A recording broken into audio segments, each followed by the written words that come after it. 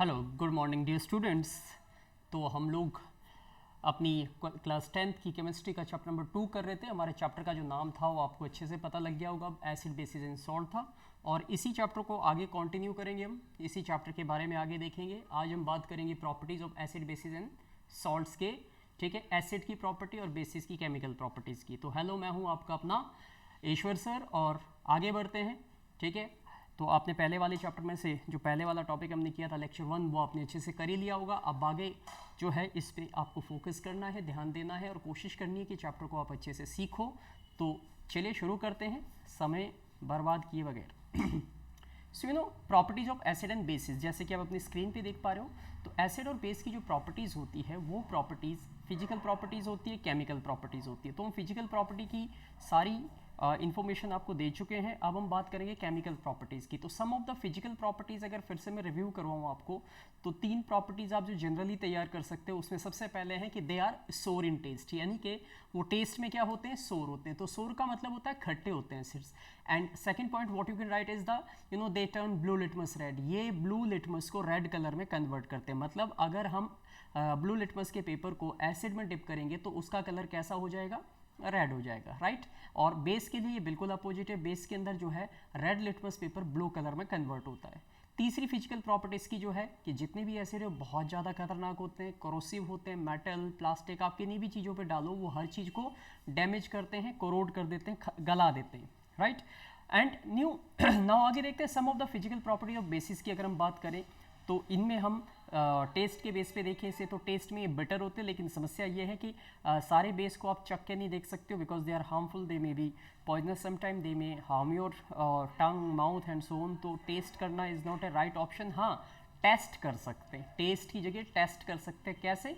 Because ये blue litmus को red litmus को ब्लू में कन्वर्ट करते हैं। कि अगर आप रेड लिटमस पेपर को बेस में डिप करते हो तो वो ऑटोमेटिकली ब्लू कलर में कन्वर्ट हो जाएगा, इंडिकेटिंग, क्योंकि एक तरीके का इंडिकेटर है और ये बताता है कि वो बेस है।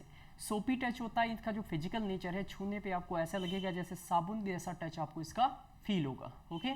अब आगे देखते हैं केमिकल प्रॉपर्टीज ऑफ एसिड्स के बारे में, आपको थोड़ा सा और एक्सप्लेन कर देता हूँ। पहली पॉइंट है एक्शन विद द इंडिकेटर, कि जितनी भी एसिड्स होते हैं वो इंडिकेटर के लिए एक पॉजिटिव टेस्ट देते हैं, यानी कि वो कलर चेंज करते हैं। मतलब ब्लू लिटमस पेपर को if you are just going to add blue litmus paper to any solution which is acidic by nature, तो आप देखोगे वो रेड कलर का हो जाएगा। ऑलराइट, ये एक एक्टिविटी जो आप डायग्राम देख पा रहे हो, ये डायग्राम आपकी एनसीईआरटी पॉइंट ऑफ व्यू से लिया गया है और ये एनसीईआरटी की बुक में ये बताया गया है कि इसमें अगर आप ध्यान से देखोगे तो इसमें हमने एक सेटअप किया हुआ है, एक स्टैंड है जिसके ऊपर एक टेस्ट ट्यूब लगी हुई है, ऑलराइट। और उस ट्यूब के अंदर जो है 2 सब्सटेंसेस हमने मिक्स किए हैं। एक में आपके पास जो है वो डाइल्यूट सल्फ्यूरिक एसिड है इसमें, जो कि लिक्विड एक्वस मीडियम का काम कर रहा है, और जिंक ग्रैन्यूल्स आप इसमें देख पा रहे हो, ऑलराइट। तो जो ये आपके पास ये रिएक्शन है, जब ये रिएक्शन होगी तो एसिड और मेटल की वजह से रिएक्शन हो रही है और आपको पता है कि सॉल्ट बनेगा और हाइड्रोजन गैस निकलेगी। ये हाइड्रोजन गैस जो है डिलीवरी ट्यूब जो आपको देख पा रहे हैं कि ये ट्यूब से बाहर निकल रही है और ये वाटर के अंदर से बबल निकाल रही है। तो ये बबल जो है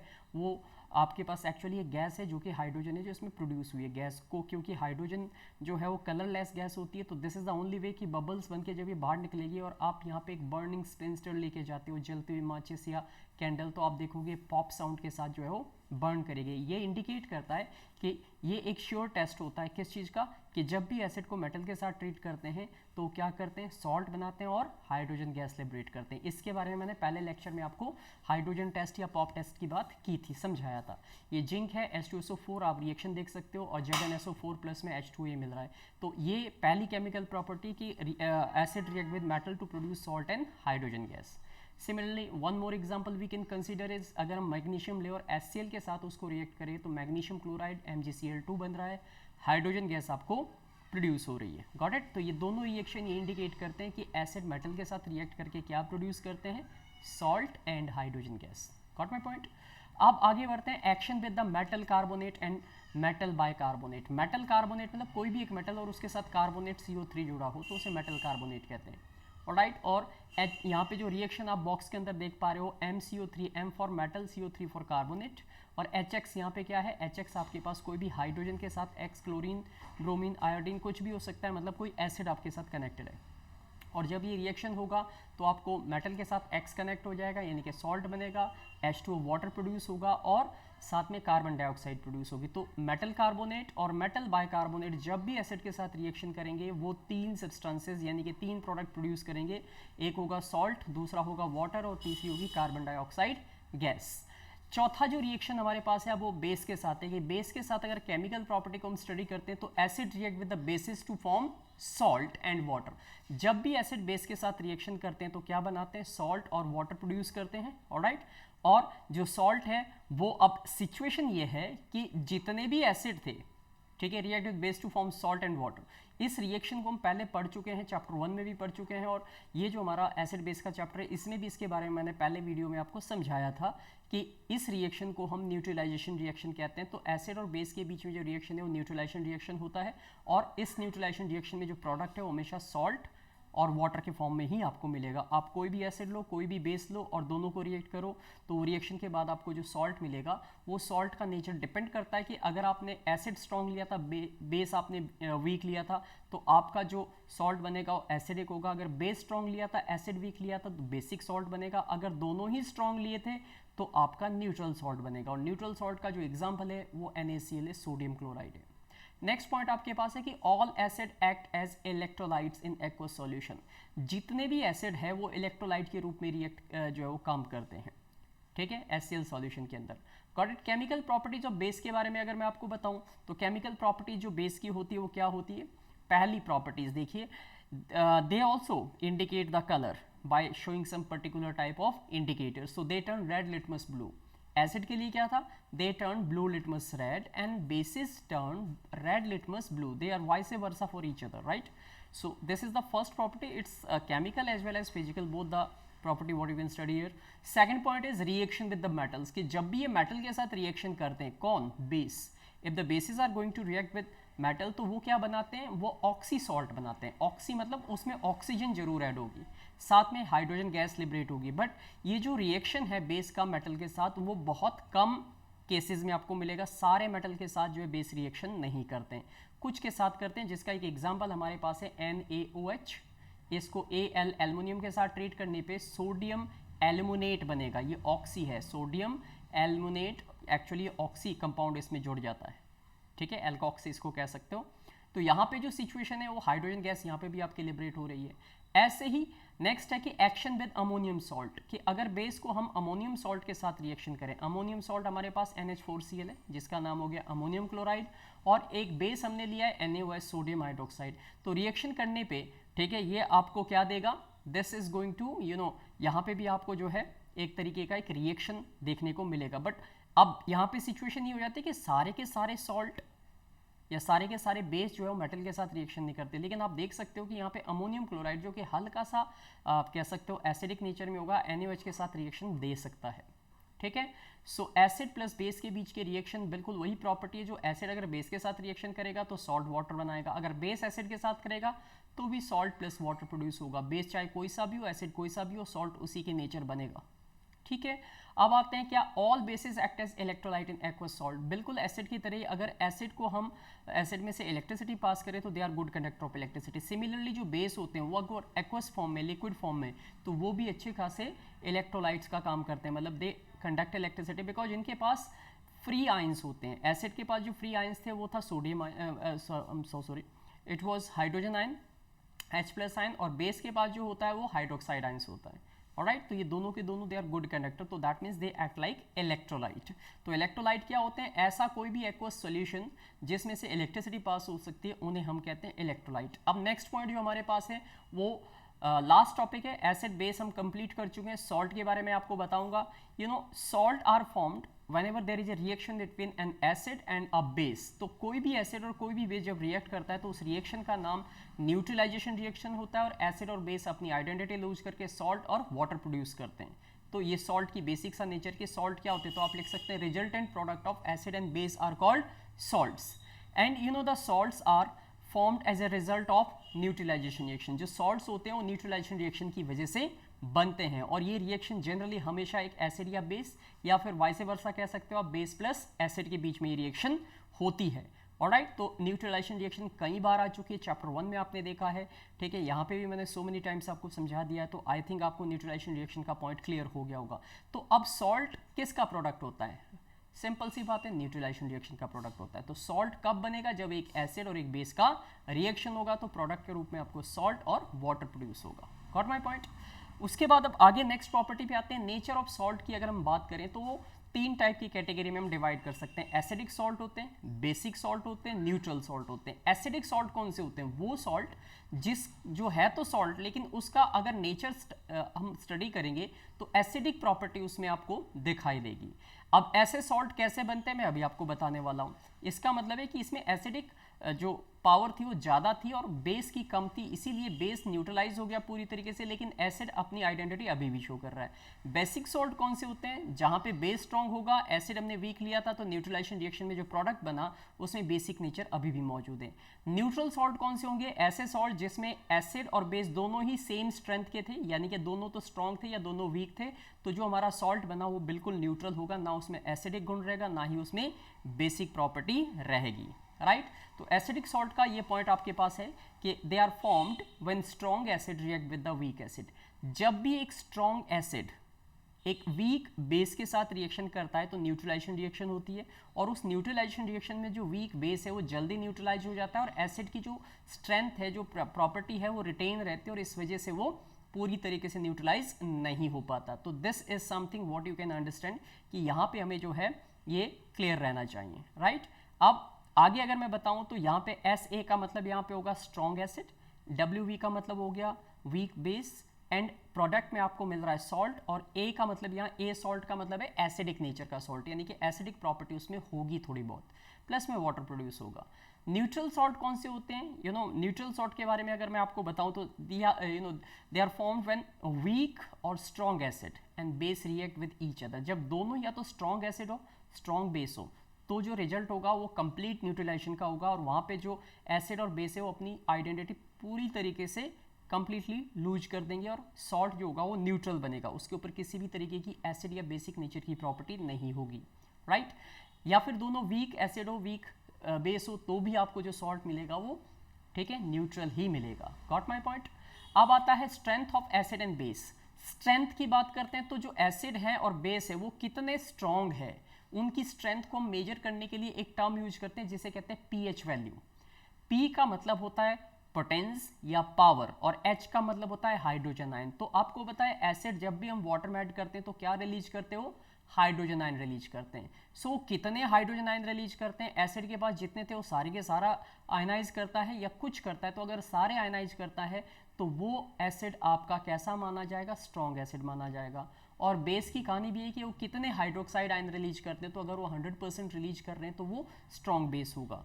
तो यहाँ पे हम एक अलग से एक इंडिकेटर का यूज करते हैं, ठीक है, उस इंडिकेटर को यूनिवर्सल इंडिकेटर कहा जाता है, और उस इंडिकेटर के अंदर एक खासियत ये होती है कि उसको हम एक स्केल के बेसिस पे समझते हैं। इस स्केल के ऊपर एक स्केल, जैसे कि आप राइट हैंड साइड में देख पा रहे हो येलो कलर में, यहाँ पे 0 से लेके 14 तक नंबरिंग की गई है, और जो नंबर 7 है उसके नीचे एक लाइन ड्रॉ की गई है और उसके साथ लिखा गया है न्यूट्रल। लेफ्ट साइड में अगर आप देखोगे तो 7 से नीचे 0 तक जो भी वैल्यू है वो एसिडिक नेचर को इंडिकेट करेगी, और 7 से ऊपर जो 14 तक जितनी भी वैल्यू है वो सारी की सारी बेस को इंडिकेट करेगी। Got my point? तो यहाँ पे हम ये देख सकते हैं कि जैसे जैसे 7 से वैल्यू घटती है वो सब्सटेंस एसिडिक होता जाता है, और जितनी वैल्यू 0 के क्लोज में होती है वो एसिड उतना ही स्ट्रॉन्ग होता है। बेस की अगर हम बात करें तो 7 से ऊपर 8, 9, 10 जैसे जैसे वैल्यू बढ़ती है वैसे वैसे बेस की जो स्ट्रेंथ है, यानी कि उसकी जो बेसिक नेचर है वो स्ट्रॉन्ग होता चला जाता है। और अगर 14 है किसी बेस की जो है पीएच वैल्यू 14 है तो समझ लीजिए कि बहुत स्ट्रॉन्ग बेस होगा। अगर किसी एसिड की जो पीएच वैल्यू है वो 0 है तो समझ लीजिए बहुत स्ट्रॉन्ग एसिड होगा। और इसके लिए एक लॉगरिथम रेसिप्रोकल प्रॉपर्टी यूज की जाती है जिसमें हम pH = log 1/h + साइन से डिनोट करते हैं, बट ये अभी आपके सिलेबस का हिस्सा नहीं है, जस्ट फॉर द नॉलेज मैं आपको बता रहा हूँ। ये फार्मूला आपसे नहीं पूछा जाता, आपसे जो पूछी जाती है वो सिर्फ pH वैल्यू के बेसिस पे ये पूछा जाता है कि वो pH वैल्यू क्या इंडिकेट करती है, strong acid, weak acid, neutral या whatever. So this is how you can understand this concept over here. तो 7 न्यूट्रल होती है, जो वाटर आपके पास है वो बेस्ट एग्जांपल है, वो न्यूट्रल होता है, उसकी pH वैल्यू 7 होती है, ना ही एसिडिक होता है ना ही बेसिक नेचर का होता है। राइट, अब आगे देखते हैं बेटा, नेक्स्ट पॉइंट पे लेके जा रहा हूँ आपको। ये pH स्केल का फिर से आपके सामने एक डायग्राम है, ऊपर की तरफ जो वैल्यू है वो H प्लस आयन कंसेंट्रेशन को इंडिकेट करती है। 10 रेज टू द पावर 1 का मतलब होता है -1 का मतलब होता है 1/10, और 10 रेज टू द पावर -3 का मतलब होता है 1 अपॉन में, ठीक है, 1000 and so on. This is the indications that we can see. और नीचे वाला जो पॉइंट है वो आपका बेस की प्रॉपर्टी को इंडिकेट करता है। Got my point. अब आगे बढ़ते हैं। Observation made on the basis of the pH value. PH value के बेसिस पे ये टॉपिक जो अब मैं आपको बात बताने वाला हूँ, it's really very important. Exam में यहाँ से बहुत सारे ट्रिकी क्वेश्चंस एग्जाम में पूछे जाते हैं। So many questions are there. आप पिछले सालों के बोर्ड के क्वेश्चन पेपर उठा के देखेंगे या 10 ईयर्स उठा के देखेंगे तो यू विल सी कि इस टॉपिक में से बहुत सारे क्वेश्चन पूछे जाते हैं। ज़्यादातर जो छोटे क्वेश्चन आते हैं 1 मार्कर क्वेश्चन, 2 मार्कर क्वेश्चन, वो यहाँ से काफ़ी हद तक पूछे जाते हैं। तो you have to be very careful. तो P का मतलब पोटेंस, दैट मीन्स पावर, और H का मतलब हाइड्रोजन आयन। तो पीएच रेंज क्या इंडिकेट करती है? तो इफ़ देयर इज 0 to 2, अगर किसी भी पीएच पेपर से, क्योंकि ये जो पीएच स्केल होता है, ये पीएच स्केल एक स्ट्रिप के ऊपर होता है, इस स्ट्रिप के ऊपर जो वैल्यू होती है वो मेंशन की गई होती है, ठीक है, उसे मेंशन किया गया होता है, और वो जो पीएच वैल्यू है वो इंडिकेट करती है। मैं आपके लिए एक स्पेशल अलग से वीडियो बनाऊंगा जिसमें पीएच पेपर को इंडिकेट करके दिखाऊंगा मैं कि किस तरीके से आप जो है वो स्केल को स्टडी करते हैं। तो 0 से 2 अगर है तो समझ लीजिए वो एसिड आपका बहुत स्ट्रॉन्ग माना जाएगा। अगर पीएच वैल्यू 2 से 4 के बीच में, 2 है, 3 है या 4 है, तो वो एसिडिक नेचर उसका मॉडरेट होगा, बहुत स्ट्रॉन्ग नहीं होगा लेकिन बहुत वीक भी नहीं होगा, ठीक ठाक होगा, ठीक है। एंड मोर देन 4, 4 से ऊपर अगर वैल्यू आती है, यानी कि 7 के जितने हम क्लोज आते जाएंगे एसिड वीक होगा। तो 7 से जस्ट पहले 6 नंबर आता है, 6 या 6 पॉइंट समथिंग है, तो समझ लो बहुत वीक एसिड है, ऑर्गेनिक एसिड नेचर इसका हो सकता है। एट 7 न्यूट्रल मानेंगे आप। न्यूट्रल मतलब neither acidic NOR basic. And 7 से आगे बढ़ते ही 7 के बाद 8 है, 9 है, तो 7 के बाद 8 होगा तो वीक बेस हो जाएगा। 7 to 10 जितनी भी अगर पीएच वैल्यू 7 और 10 के बीच में, 7 से ऊपर है और 10 के बीच में है, दैट मीन्स +7 और इक्वल टू 10, तो यू जस्ट कैन कंसीडर कि वो बेस वीक बेस होगा। एंड 10 के ऑनवर्ड जब हम बढ़ते हैं 10 से 11, 12, तो वो मॉडरेट बेसिक होगा, यानी कि बहुत स्ट्रॉन्ग बेस नहीं लेकिन वो वीक बेस में भी काउंट नहीं होगा, वो मॉडरेट होगा, in between you can say. And more than 12 अगर होगा, ठीक है, तो मोर देन 12 का मतलब होगा स्ट्रांगली बेसिक नेचर होगा। स्ट्रांगली बेसिक नेचर मतलब बहुत स्ट्रॉन्ग बेस मान के आप चल सकते हो उसको। Now we can consider some of the questions over here कि what is the effect of dilution on pH in case of acid and bases. कि जो इफेक्ट होता है पीएच का, वो एसिड और बेस का क्या फ़र्क दिखता है आपको जब डाइल्यूट करते हैं। तो डाइल्यूशन के बारे में मैं पहले वीडियो में आपसे बात कर चुका हूँ। डाइल्यूशन का मीनिंग होता है whenever we are adding water to the acid, ठीक है, और acid to the water to make it you know concentration उसकी हम लाइट कर रहे हैं, हल्का कर रहे हैं उसको, उसकी स्ट्रेंथ को वीक कर रहे हैं, this is what we call dilution, right. Adding water to acid और base is called dilution. So answer ये है कि क्या इफेक्ट आपको देखने को मिलेगा जब पीएच हम एसिड और बेस की डाइल्यूट करके देखेंगे। तो इन case of acids on dilution pH increase होती है। Remember it point, this point, ये दोनों एक दूसरे के बिल्कुल अपोजिट है, बेस का इसका अपोजिट होगा। एसिड के अंदर डाइल्यूट करने पे, यानी कि एसिड में वाटर ऐड करने पे या वाटर को एसिड में ऐड करने पे उनकी पीएच बढ़ती है, पीएच वैल्यू बढ़ती है। बढ़ती का मतलब है 0 है तो 2, 3, 4 हो जाएगा, और पीएच बढ़ेगी तो एसिड की स्ट्रेंथ क्या हो जाएगी, वीक हो जाएगी ना। आपको पता है कि एसिड उतना ज़्यादा स्ट्रॉन्ग होता है जितना वो 0 के क्लोज में होता है। 0 से बड़ी वैल्यू उसकी होती जाएगी तो वो डाइल्यूट होने पे उसकी पीएच इंक्रीज हो रही है, और पीएच इंक्रीज होने का मतलब है आपका एसिड क्या हो रहा है, वीक नेचर का होता जा रहा है, right. In case of base की अगर हम बात करें ऑन डाइल्यूशन, उनकी जो पीएच वैल्यू वो घटती है। घटती क्यों है? क्योंकि अगर स्ट्रॉन्ग बेस था तो उसकी पीएच वैल्यू मान लो 14 थी, हमने पानी डाला, उसमें पानी डालने पे वो होगी 12 या 11, तो घट गई ना, ठीक है। तो घटने का मतलब है कि यहाँ पे डाइल्यूट होने पे दोनों ही एसिड और बेस अपनी जो स्ट्रेंथ है वो क्या कर रहे हैं, वीक कर रहे हैं, कमजोर कर रहे हैं। पीएच वैल्यू बढ़ना मतलब नंबरिंग बढ़ रही है, 0 से 7 की तरफ बढ़ रही है।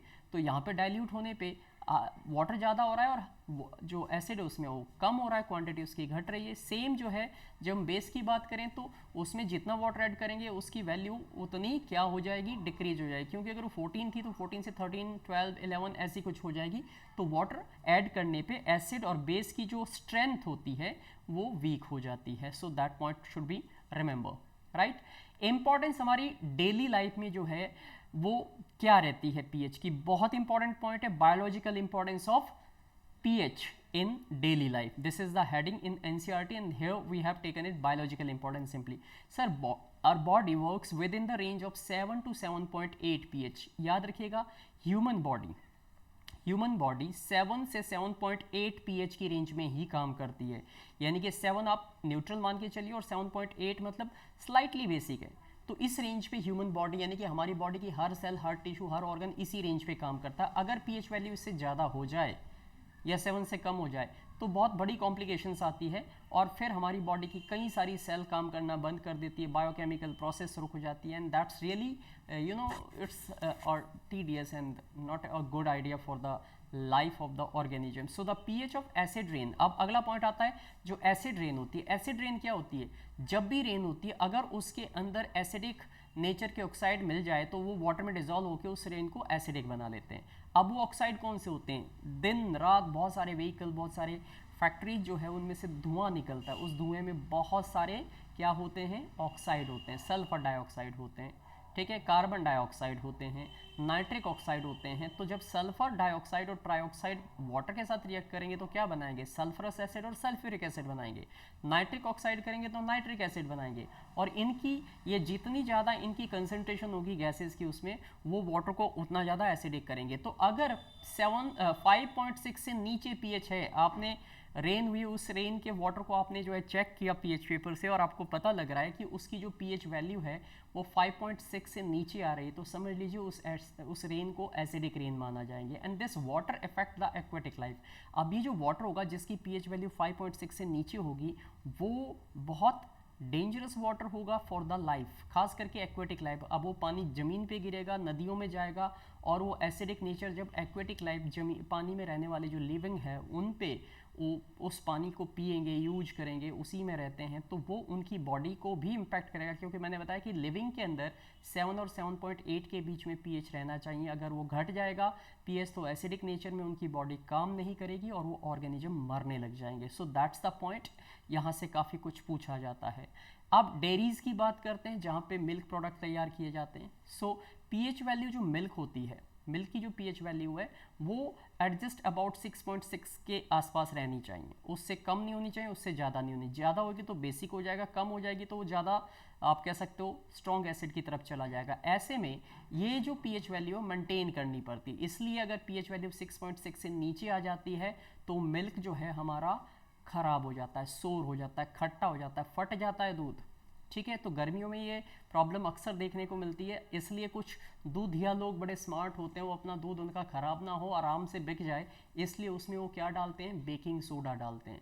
और उसके डालने से उससे क्या होता है? अब वो बेसिक नेचर का होता है तो वो एसिडिक वैल्यू को न्यूट्रलाइज करता है। तो एसिडिक नेचर जो मिल्क का जैसे ही 6.6 से नीचे आने लगता है वो बेस डाल के उसको न्यूट्रलाइज करके फिक्स कर देते हैं। बट रिमेंबर, वो तो मिल्क तो ख़राब नहीं होगा, लेकिन वो जो मिल्क होगा वो हमारे लिए काफ़ी हार्मफुल होगा, बिकॉज वो फिर पीएच वैल्यू उसकी अलग है और वो हमारी बॉडी उससे टॉलरेट नहीं कर सकती, ठीक है। एक और पॉइंट हमारे पास जो आता है वो है टूथ डिके। ये भी टॉपिक पीएच से ही जुड़ा हुआ है। टूथ डिके मतलब आपके टीथ में कीड़ा लगना, दांतों में सड़न होना, दांतों का ख़राब होना, डैमेज होना, उसमें ब्लैक कलर के होल्स हो जाना एंड अल्टीमेटली ख़राब हो जाना। तो tooth decay start whenever the pH of the mouth falls below 5.5। जब पीएच वैल्यू 5.5 से नीचे आती है तो यहाँ पे भी एसिडिक नेचर इंडिकेट होता है, ठीक है। तो हमारे मुंह के अंदर जो सलाइवा है उसका नेचर कैसा होता है? बेसिक। यहाँ से 1 नंबर का क्वेश्चन है आपका, ठीक है। तो सलाइवा बेसिक नेचर का होता है, लेकिन एट द नाइट टाइम जब आप खाना खा के सो जाते हो और if you forget the brush, आपने ब्रश नहीं किया रात को, आपने माउथ फ्लश नहीं किया अपना, तो ऐसे में मुंह में जो दांतों के बीच में फंसा हुआ जो फूड पार्टिकल्स है, उस फूड पार्टिकल में बैक्टीरिया जो कि आपको दिखते नहीं है लेकिन आपके मुंह के अंदर लाखों के तादाद में होते हैं, वो उस फूड पे मुंह बंद होने के बाद एयर नहीं पहुंचती अंदर, इस वजह से वो ज़्यादा एक्टिव हो जाते हैं, बिकॉज वो एनारोबिक नेचर के होते हैं, वो बिना ऑक्सीजन के ज़्यादा अच्छे से काम करते हैं।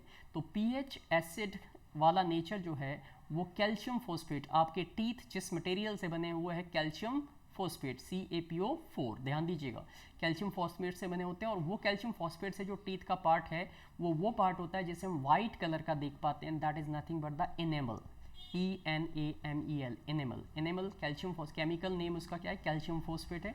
और ये बेसिक नेचर का होता है या सॉल्टी नेचर का होता है, और जब एसिड इस पे एक्ट करता है तो ये उस एनिमल को डैमेज करने लगता है और वो वाइट से येलो होने लग जाता है, और धीरे धीरे वो इतना ज़्यादा एसिड का इफेक्ट होने लगता है कि वो दांत का ऊपरी लेयर जो है ख़त्म हो जाती है, और वो जो बैक्टीरिया है वो आपके टीथ के अंदर जड़ों में पहुंच जाते हैं और फिर पूरे की पूरी दांत की जड़ें हिला के आपके दांतों को ही खराब कर देते हैं permanently. So this is all what we call the tooth decay. So when we eat some sugary substance, क्योंकि शुगरी सब्सटेंस जो मीठा उसमें होती है, जो शुगर होती है, वो बैक्टीरिया का फेवरेट फूड होता है, तो मीठा खा के रात को आपको सोना नहीं चाहिए. And if you take any type of dessert, मान लो आपने रात को खाना खाने के बाद आपने कुछ मिठाई या मीठी कोई चीज़ ले ली, तो उसके बाद आपको ब्रश ज़रूर करना चाहिए, क्योंकि वो जो पेस्ट करने से वो जो टूथ पेस्ट होता है वो बेसिक नेचर का होता है, तो एसिडिक वैल्यू को न्यूट्रलाइज कर देता है, और आपके जो टीथ है या जो बैक्टीरिया उनका जो एक्शन है वो आपके मुंह में नहीं देखने को मिलता. सो एसिड प्रोडक्शन जो होती है उसी की वजह से एनिमल करोड होता है. ये पॉइंट बहुत क्लियर रखना है दिमाग में, बहुत इजीली समझ में आ जाएगा, ज़्यादा इसमें कुछ बड़ा कुछ नहीं, it's not a rocket science actually. आगे बढ़ते हैं, इंडिकेटर्स की बात करते हैं. तो ये बता रहे हैं कि क्या जो सब्सटेंसेस होते हैं that bring about change in the themself when some acid और bases is added to them. तो क्या कुछ सब्सटेंसेस जो है वो बदलते हैं जब भी हम उनके अंदर एसिड या बेस डालते हैं? तो सिंपल सी बात है, इंडिकेटर का टेंडेंसी यही है कि इंडिकेटर अपने आप में एक ऐसे सब्सटेंस होते हैं जिनको अगर हम उनके अंदर कोई भी एसिड या बेसिक नेचर डालेंगे तो वो या तो कलर चेंज करेंगे या स्मेल चेंज करेंगे. इसीलिए दो टाइप के इंडिकेटर्स होते हैं, एक होते हैं आपके जो कलर चेंज करते हैं और दूसरे वो होते हैं जो आपके, ठीक है, स्मेल को इंडिकेट करके बताते हैं कि एसिडिक है या बेसिक. अभी मैं इसके कुछ एग्जांपल्स दूंगा. सबसे पहले नेचुरल और आर्टिफिशियल, दो टाइप की ये कैटेगरी हमारे पास. नेचुरल है वो जो प्राकृतिक रूप से नेचर में डायरेक्टली मिलते हैं, और आर्टिफिशियल इंडिकेटर्स वो होते हैं जो लैब में बना के तैयार किए गए. तो नेचुरल इंडिकेटर्स का एग्जाम्पल है लिटमस. लिटमस जो है वो असल में एक एक्सट्रैक्ट है जो लाइकन से निकाला जाता है. और लाइकन्स क्या होते हैं? It's a symbiotic association of algae and fungus. Algae और फंगस जो कि एक साथ मिलकर एक दूसरे को क्या करते हैं, म्यूचुअल कंट्रीब्यूट करते हैं, और दोनों सर्वाइव कर पाते हैं. लाइक ए सिंगल ऑर्गेनिज्म की तरह ही वो बिहेव करते हैं, उन्हें लाइकन्स कहा जाता है. तो उन लाइकन्स का एक्सट्रैक्ट यानी कि उनका जूस निकाला जाता है, तो उसका ओरिजिनल कलर जो होता है लिटमस का वो पर्पल कलर का होता है. जैसे कि आप बीच में जो बोतल देख पा रहे हो राइट हैंड साइड की पिक्चर में, ठीक है, जिसके ऊपर एक ड्रॉपर लगा हुआ है, वो लिटमस सोल्यूशन है, तो ये पर्पल कलर का आपको दिखाई दे रहा है. But in lab it is used as red and blue litmus. लेकिन लैब के अंदर इसके दो डिफरेंट कलर अवेलेबल किए जाते हैं, एक रेड होता है और एक ब्लू, क्योंकि रेड जो है बेस को इंडिकेट करेगा और ब्लू जो है वो एसिड को इंडिकेट करेगा. इफेक्ट ऑफ एसिड की अगर हम बात करें तो ब्लू लिटमस को अगर हम एसिड में डालते हैं, ब्लू लिटमस, जैसे कि आप लेफ्ट साइड में आप जो टम्बलर या छोटा सा एक ग्लास देख पा रहे हो, ठीक है, इस बीकर के अंदर क्या रखा हुआ था, एसिड. एसिड के अंदर जैसे ही हमने क्या डाला, लिटमस डाला, तो ये देख सकते हो ये रेड कलर का हो गया है हल्का सा. एंड बेस की अगर हम बात करें तो राइट हैंड साइड में जो एल्कली मेंशन किया गया ये बेस है. बेस में हम जैसे ही लिटमस सोल्यूशन को डालेंगे वो ब्लू कलर दे रहा है. तो यहाँ पे ये जो लिटमस सोल्यूशन है ये एसिड और बेस में डिफरेंट कलर्स इंडिकेट करता है अपने. Got my point. Artificial indicator के दो एग्जाम्पल आपको दिमाग में रखने. एक है फिनोल्फ्थलीन. फिनोल्फ्थलीन स्पेलिंग अच्छे से याद कर लीजिएगा, फिनोल्फ फिर पथलीन, राइट. फिनोल्फ्थलीन ये कलरलेस होता है. दूसरा होता है मिथाइल ऑरेंज. मिथाइल इसमें केमिकल नेम है और ऑरेंज इसके कलर की वजह से इसका नेम है, बिकॉज ये ऑरेंज कलर का होता है, ठीक है. तो अगर मैं फिनोल्फ्थलीन के बारे में बताऊं तो phenolphthalein original colour it is colourless, like water की तरह होता है, ठीक है. एंड एसिड में ये कोई टेस्ट नहीं देता है, कोई कलर चेंज नहीं करता है, कलरलेस रहता है, मतलब एसिड में कोई कलर चेंज नहीं करेगा phenolphthalein. There will be no change, so there is no indication over there. But yes, अगर आप इसे डालते हैं बेस के अंदर तो यू विल सी इमीडिएटली एक ऐसा हो जाएगा पिंक कलर का. जैसे कि आप राइट हैंड साइड के बॉटम की पिक्चर देखिए तो जो दो यहाँ पे आपके ये नीचे फ्लास्क रखे हुए हैं, इस फ्लास्क में जो राइट वाला फ्लास्क है वो हल्के से पिंक कलर का है, जो ये इंडिकेट कर रहा है कि इसके अंदर पीएच वैल्यू जो है वो बेसिक नेचर को इंडिकेट कर रही है. जबकि जो लेफ्ट वाला है इसमें आपके पास जो है वाटर था या व्हाटएवर, इसमें कोई कलर चेंज नहीं हुआ है. अब मिथाइल ऑरेंज की बात करें, ओरिजिनल कलर इसका ऑरेंज टाइप का होता है, ऑरेंज कलर का होता है, ठीक है. एसिड में जो है ये ऑरेंज से रेड हो जाएगा. एसिड में डालने पे अगर मिथाइल ऑरेंज को हम एसिड में ऐड करते हैं तो ये रेडिश कलर में कन्वर्ट हो जाएगा और बेस में डालने पे ये येलो कलर का हो जाएगा. तो ये यहाँ पे दो आर्टिफिशियल इंडिकेटर की मैंने आपके बात की. इफेक्ट ऑन एसिड, ठीक है, ऑन वेनिला. एक वेनिला एक्सट्रैक्ट होता है, वेनिला का नाम आपने काफ़ी सुना होगा. वो वेनिला एक्सट्रैक्ट वेनिला से निकाला जाता है और वो एक इंडिकेटर का भी काम करते हैं. ठीक है। तो effect on acid on vanilla extract की बात करें और बेस के ऊपर देखें तो एसिड के ऊपर जो है वो स्मेल को इंडिकेट करता है, स्मेल चेंज हो जाएगी, वेनिला की स्मेल खत्म हो जाती है, राइट। बेस के अंदर ये चेंज नहीं होती है। और ऐसे ही अनियन का एक्सट्रैक्ट यानी कि प्याज के ऊपर अगर हम एसिड डालते हैं, जैसे कौन सा एसिड, सिरका जो है वो एक एसिड होता है, तो प्याज की स्मेल खत्म हो जाती है। तो इंडिकेट करता है, ठीक है, कि जो अनियन है वो भी एक इंडिकेटर की तरह बिहेव करता है। बेस के ऊपर अनियन एक्सट्रैक्ट का कोई इम्पैक्ट आपको देखने को नहीं मिलेगा। अब हमारे पास कुछ क्वेश्चन है लास्ट में जो हम बात करने वाले हैं, 8-10 क्वेश्चन को मैं डिस्कस करूंगा जो इंपॉर्टेंट है। जैसे what do you mean by basicity. अब बेसिसिटी के नाम पे मत जाइएगा, आपको लगेगा बेस के बारे में बात कर रहे हैं, यहाँ पे हम बात एसिड्स की कर रहे हैं। बेसिसिटी का मतलब है कि कोई भी एसिड जो है वो कितना स्ट्रॉन्ग है उसको उसकी बेसिसिटी से समझा जाता है। तो बेसिसिटी को मैं हिंदी में समझाऊं तो ऐसे समझ लीजिए कि कोई भी एसिड जब उसको वाटर में ऐड करते हैं तो कितने हाइड्रोजन आयन वो रिलीज करेगा, जितने ज़्यादा करेगा उसकी बेसिसिटी उतनी ज़्यादा होगी। तो basicity indicate nothing but the strength of the acid. So it is defined as number of ions produce when acid is dissolve in water. Whenever we add water or whenever we add acid to the water or water to the acid, so how many hydrogen ion is liberating in that dilution, that is what we call basicity. For example H2SO4 को हम dibasic कहते हैं, इसके पास H2 hydrogen 2 है और जैसे हम water में डालेंगे दोनों के दोनों हाइड्रोजन को ये H+ आयन में कन्वर्ट कर देगा, मतलब दोनों के दोनों हाइड्रोजन को पूरी तरीके से आयनाइज किया। तो सल्फ्यूरिक एसिड की जो बेसिसिटी है वो डायबेसिक यानी कि 2 हाइड्रोजन को ये आयन में कन्वर्ट करता है। नाउ एसिडिटी बिल्कुल इसका बिल्कुल अपोजिट समझ के चलिए कि वो कितने हाइड्रोक्साइड आयन देता है, वैसे समझ सकते हो। अगला क्वेश्चन है to which category acetic acid belong. Acetic acid जो है वो कौन से कैटेगरी का है। तो अब एसिटिक एसिड जो है प्लांट से और एनिमल के एक्सट्रैक्ट से निकाला जाता है, इसीलिए वीक एसिड हुआ और ये ऑर्गेनिक एसिड की कैटेगरी को बिलोंग करेगा। Got it. क्वेश्चन 3 में देखिए, right the effect of the dilute HCl on Na2CO3। Na2CO3 होता है सोडियम कार्बोनेट। सोडियम कार्बोनेट में अगर हम HCl डालेंगे तो क्या होगा। तो हमने रिएक्शन पढ़ी थी कि जब भी एसिड का रिएक्शन मेटल कार्बोनेट या मेटल बाइकार्बोनेट के साथ होता है तो क्या प्रोड्यूस होता है, सॉल्ट, जो कि यहाँ पे NaCl है, ठीक है, वाटर प्रोड्यूस होता है और तीसरा प्रोडक्ट होता है कार्बन डाइऑक्साइड। तो आपको कुछ नहीं, सिंपली इन्होंने एक रिएक्शन पूछी है कि सोडियम कार्बोनेट को हाइड्रोक्लोरिक एसिड के साथ रिएक्शन करने पे प्रोडक्ट क्या बनेंगे, राइट। अब क्वेश्चन 5 है कि वाई सल्फ्यूरिक एसिड, ठीक है, जो अगला क्वेश्चन है हमारे पास कि वाई सल्फ्यूरिक एसिड जो है is called acid. Sulphuric acid को हम एसिड क्यों कहते हैं, पॉइंट ये हमारे पास कि सल्फ्यूरिक एसिड को एसिड क्यों कहा जाता है, दैट्स द पॉइंट, ठीक है।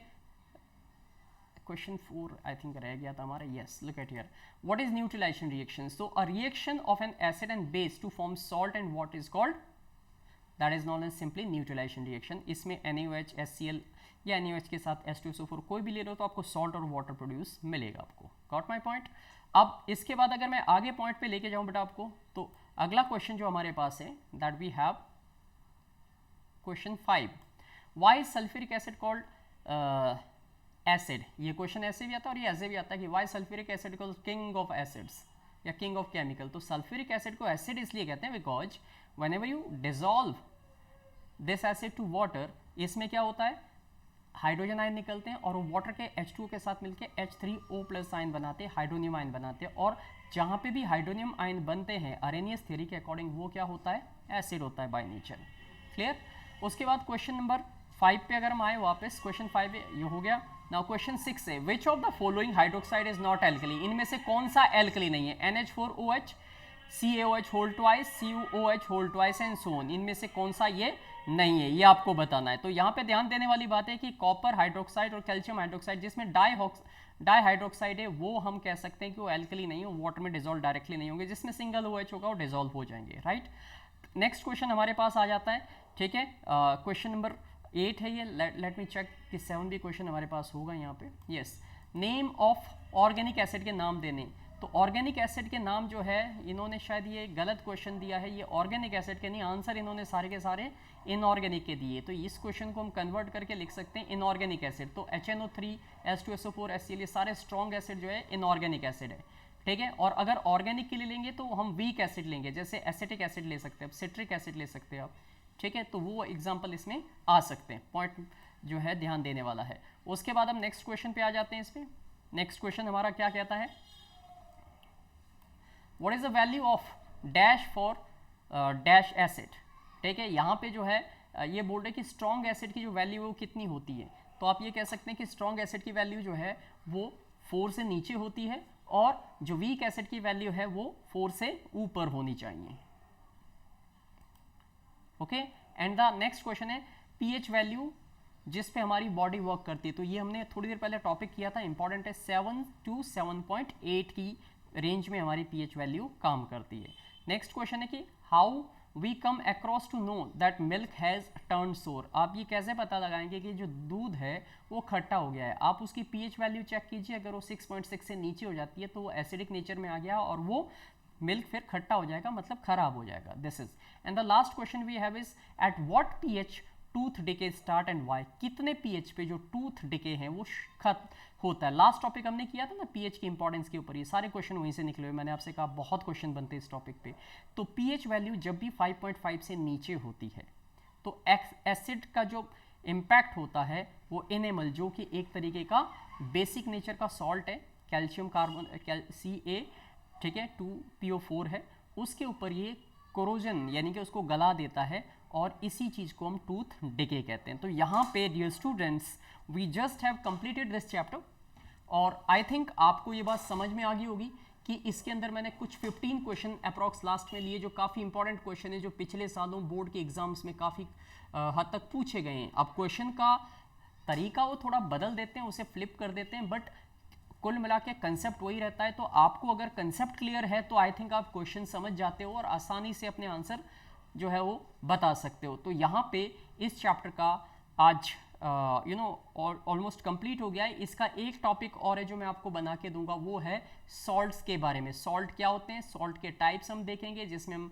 कुछ कॉमन सॉल्ट की बात करेंगे, NaCl कैसे बनता है, NaCl के बारे में देखेंगे। फिर आपका जो baking soda, washing soda, POP की बात करेंगे, प्लास्टर ऑफ पेरिस जिसे कहा जाता है, ठीक है, और इनके केमिकल सिंथेसिस, इनकी इंपॉर्टेंस, ये भी काफ़ी इंपॉर्टेंट है। ये एक और टॉपिक है, तो तीसरा लेक्चर में इसी के ऊपर आपका तैयार करूँगा। तब तक आप इस को अच्छे से देखें। एंड अगेन लास्ट में फिर से कहूँगा कि अगर आपको मेरी वीडियोस पसंद आ रही है, आपको अच्छी लग रही है, तो प्लीज़ इस चैनल को सब्सक्राइब जरूर करें और साथ में जो है बेल आइकन का बटन भी दबाएं ताकि आपको जो है सारी नोटिफिकेशन टाइम पे मिल सके। जब भी कोई नई वीडियो आती है तो आप उसे उसी टाइम पे देख पाओ सबसे पहले और अपनी तैयारी बोर्ड के लिए अच्छी से कर सको।